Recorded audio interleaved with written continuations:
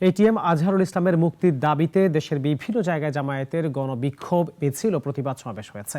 বিক্ষোভ হয়েছে দলের নিবন্ধন ও প্রতীক ফিরিয়ে দেওয়ার দাবিতেও।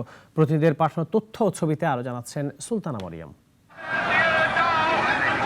জামায়াতে ইসলামী কেন্দ্রীয় নেতা এটিএম আজহারুল ইসলামের মুক্তি, দলের নিবন্ধন ও প্রতীক ফিরিয়ে দেওয়ার দাবিতে বিক্ষোভ মিছিল হয়েছে গাজীপুরে।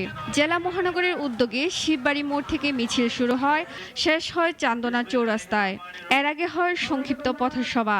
এটিএম আজহারুল ইসলাম ভাইয়ের মুক্তির দাবিতে সারা দেশের মতো দিনাজপুর জেলা শাখার আয়োজনেও এটিএম আজহারুল ইসলামের নিঃশর্ত মুক্তির দাবিতে জামাতের বিক্ষোভ সমাবেশ ও মিছিল হয়েছে।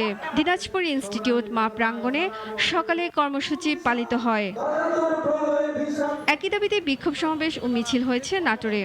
সকালে শহরের মাদ্রাসা মোড়ে জড়ো হয়ে বিক্ষোভ সমাবেশ করেন জামাতের নেতাকর্মীরা। পরে মিছিল বের করেন তারা।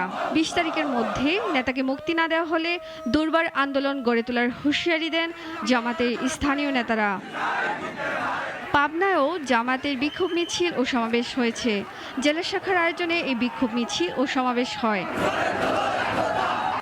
মিছিলের আগে শহীদ স্বাধীনতা চত্বরে জেলা জামাতের আমির অধ্যাপক আবু তালেব মণ্ডলের সভাপতিত্বে অনুষ্ঠিত হয় সমাবেশ। বিক্ষোভ সমাবেশ ও মিছিল করেছে মৌলভীবাজার জেলা জামায়াতও। দুপুরে স্থানীয় শহীদ মিনার প্রাঙ্গণে দলের মৌলভীবাজার শাখার উদ্যোগে বিক্ষোভ সমাবেশ সংগঠনের 7 উপজেলার হাজারো নেতাকর্মী অংশগ্রহণ করেন।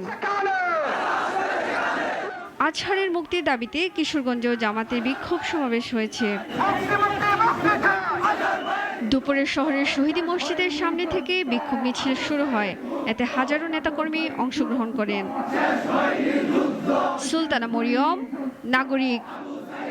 কোটি মানুষের আস্থার ভালোবাসায় 11 বারের মতো দেশের 1 নম্বর রেফ্রিজারেটর ব্র্যান্ড ওয়ালটন।